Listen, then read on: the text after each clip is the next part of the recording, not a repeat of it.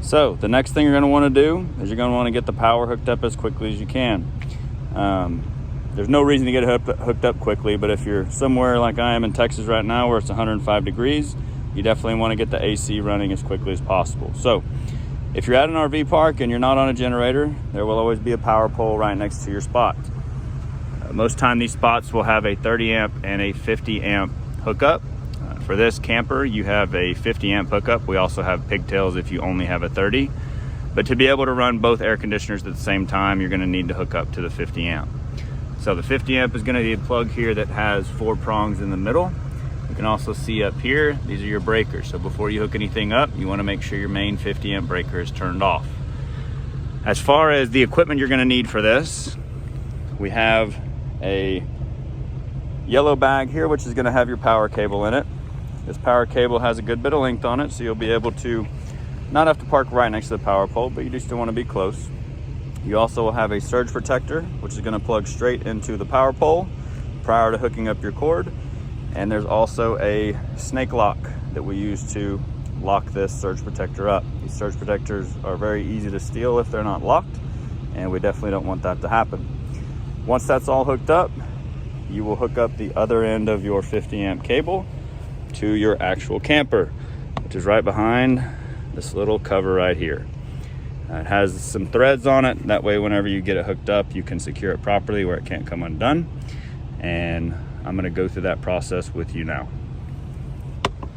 So now we've got the surge protector all hooked up. We've also got it locked in place. You can see it has this metal ring on it. We just want to run that cable through there and then back through the lock itself. That way it is secure. We've fully plugged it in all the way. Make sure it's pushed in all the way, and we also still have the breakers in the off position. We don't want to turn those on until everything is fully hooked up.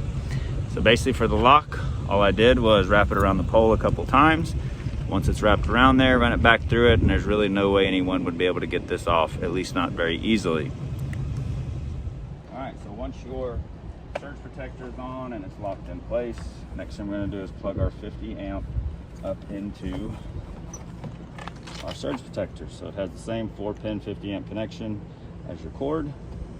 Just going to push it all the way in, and we can see there's some little rubber pieces right around the bottom. You also have the same ones right here. That way when you close it, hopefully bugs or spiders aren't getting inside of it. And then that's going to close in place. Once we have it hooked up to the RV, then we're going to come back over here, and we're going to turn on the circuit breakers so you have power to the RV. We're going to wait till everything's hooked up though. All right, so the next thing we're going to do is we're going to hook up the other end of the 50 amp power cable to the RV. So this is the one that hooks up to the side of your RV behind the little plastic cover right here. One thing to remember is looking at this, we can see there's a little notch cut out. That notch is so we can turn it and lock it in place. So when we come in, we're just going to lift this cover up, and as we come in, we're just going to line up our little beads in the holes and push it all the way in. So we can see that it is turned a little bit to the right. That is so when we want to lock it in place. Once we're all the way in, we just turn it, and now it can't come out. It's locked on your little dogs on the inside. It also has a securing nut. So to do that, we're just going to turn it to the left till it clicks, and then we're going to turn it to the right till it is all the way made up. This way, if someone is to walk by and kick it accidentally, they don't actually knock the power off to your RV.